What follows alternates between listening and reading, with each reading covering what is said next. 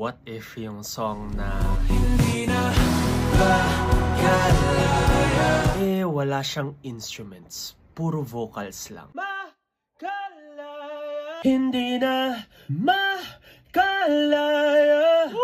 Kaso parang hindi siya multo. Para siyang patay. Gets nyo ba? So, trinay kong buhayin gamit ng backup vocals.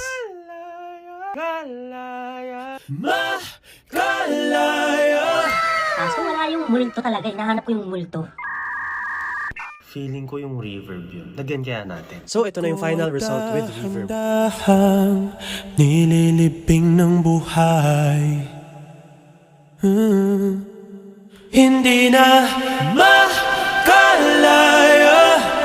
Dinadalaw mo ko bawat gabi. Wala mang nakikita.